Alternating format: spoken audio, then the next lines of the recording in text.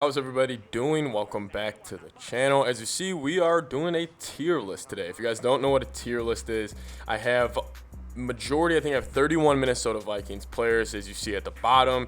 Normally they're starters. I kept to the guys that have gotten rotational minutes and solid reps this season. And then we have tiers. We have the S tier, which is the no doubtably like you are a stud, S for stud, A, B, C, D in following order. So keep this kind of some context. This is just Minnesota Vikings relative. This is not throughout the entire league. So an S player for the Vikings could be a B player in the entire league. Just want to preface that. But anyways, Minnesota Vikings tier list. Thank you guys so much for the support. Let's get into this right now. All right, first guy on the list is Kirky Kirk.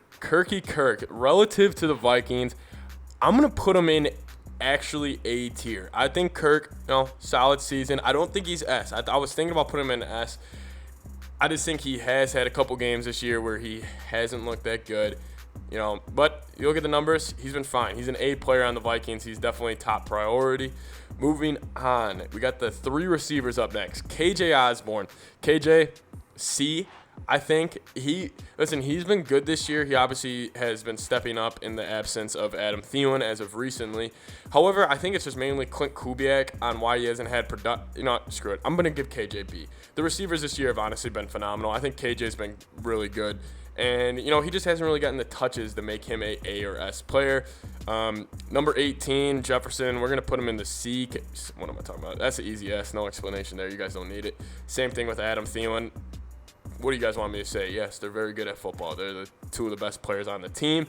And now we have number 21, and we all know who that is, Brashad Breeland. I'm going to put Breeland in the C. No. Yeah, I'm going to put him in the C. The cornerback group overall this year has struggled. Breeland's actually played better of recently. He had an interception on Thursday night against the Steelers, I believe. And he's been playing solid. He's been playing better.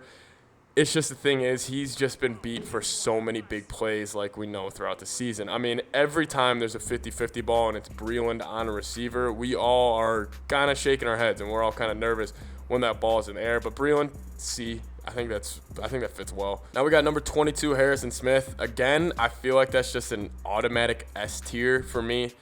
Been there a while. Great player, nothing I really need to say. He's honestly having a really good year. He's great at disguising coverage, best safety in the league at doing that. Now his running mate, number 23, Xavier Woods, straight in the D. I think Xavier Woods, if you take out the Dallas game, if you remove the Dallas game from his resume this season, he's been terrible. I mean, he has really been bad.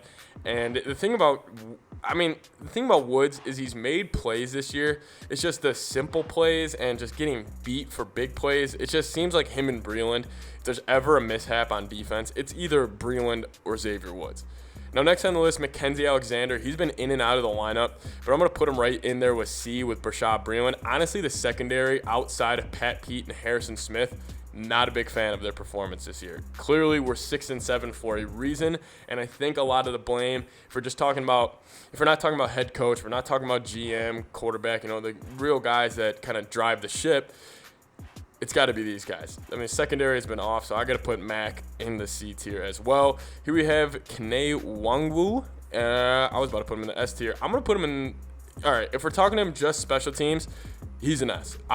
He's had 2 kick returns for touchdowns. He's an S player. He is the top special teams player on our team. Him or Chesenia. I got to put Kane in S tier. I think that's pretty easy if we're just looking at him as a special teams player. Oh, here's my favorite player on the Vikings, right in the D tier, Cameron Dantzler. It's just another waste of a draft pick in the secondary. I don't get it. I really don't. If you look at our secondary this year, how is Zimmer a DB specialist? But it's just always, every press conference he gets up and he's talking about technique, he's talking about something else. Putting Dantzler right in the D tier, nothing else. All right, here we have Chris Boyd. I'm going to put him in the D tier as well. I like Chris Boyd. I think he's hilarious. I think he's a really good guy. I think his TikToks are funny. He's a good follow on social media. If we're talking on the field, he's been bad this year. And when he has gotten his reps, he's made a couple plays. I'm not saying he's been killed on every play he's gotten in there, but just that stupid the stupid taunting penalty he had on Thursday night. It's just he's just one of those guys. He gets rotational minutes. If he's in there and he makes a play, I would go nuts because I root for him, but he just hasn't this year.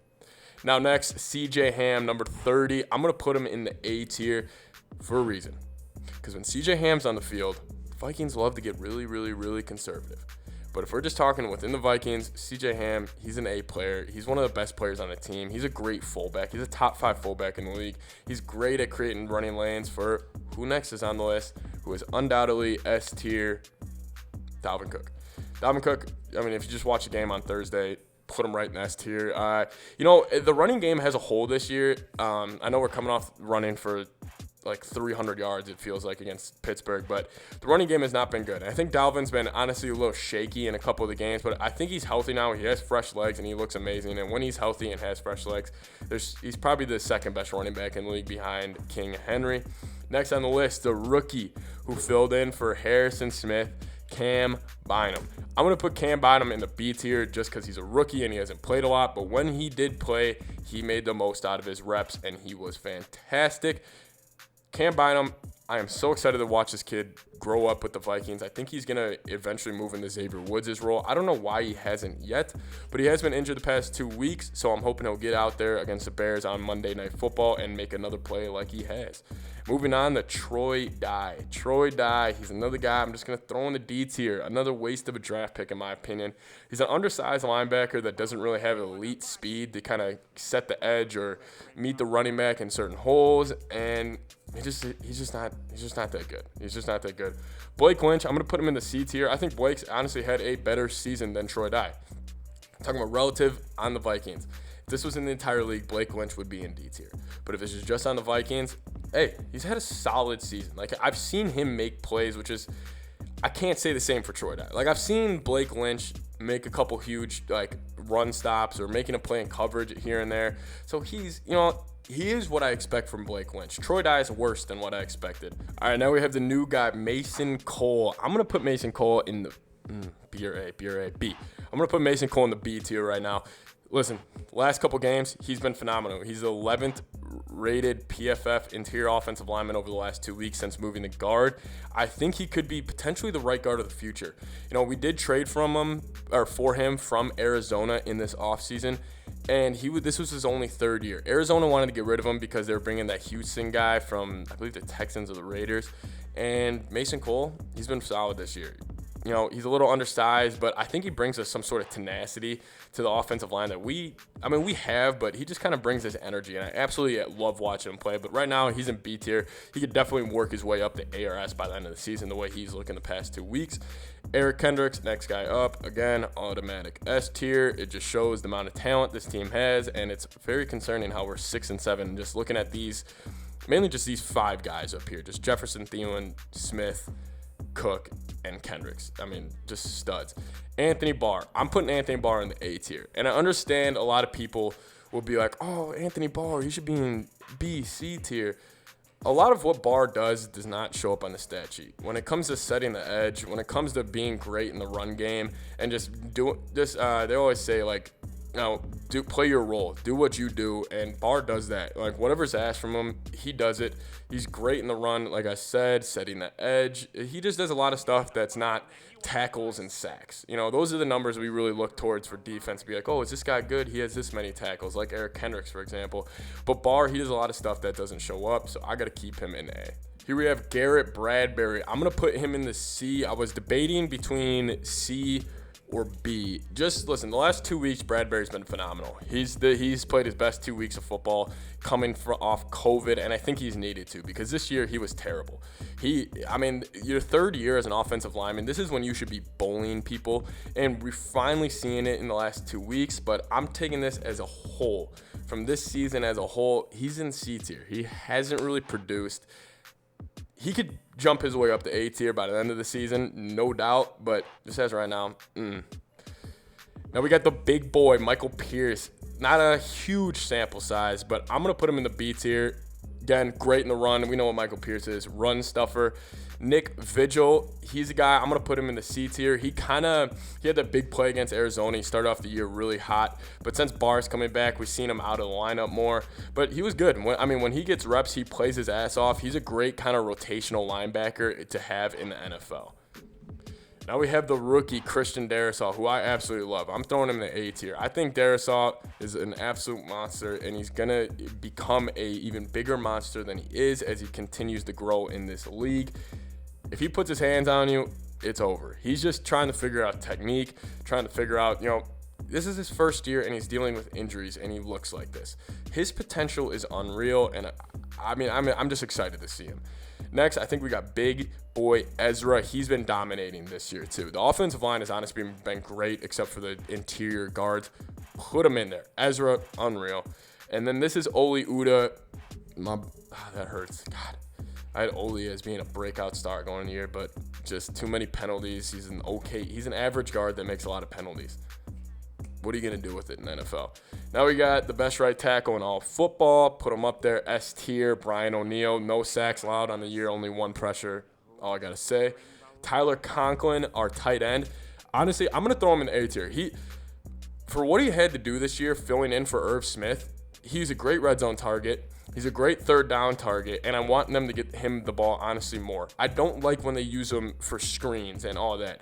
But throw him, when they've given him 50-50 balls, he's made plays. When they use him up the seams, he's made plays. Use him more obviously the Buccaneers use Gronkowski, how the Chiefs use Kelsey, Niners, Kittle. I think he can definitely do that. Conklin, run blocking's always good. He's an A player. I got Sheldon Richardson. I'm throwing him in the B. He's had a sneaky good year. With the limited reps he's had, he's taken advantage of them, no doubt. Now we have Dalvin Tomlinson. Again, I'm going to put him in the B tier. He's been okay. He's been okay this year. He's kind of picked it up as of recently. Started off the year really slow, but it could just be new system. So small sample size, but B player. Armin Watts, I'm actually throwing him in the A tier. Shocker. He is the biggest surprise. I think if I had to pick one individual player who shocked me with how good they are, it would be Armin Watts, because he's been unreal.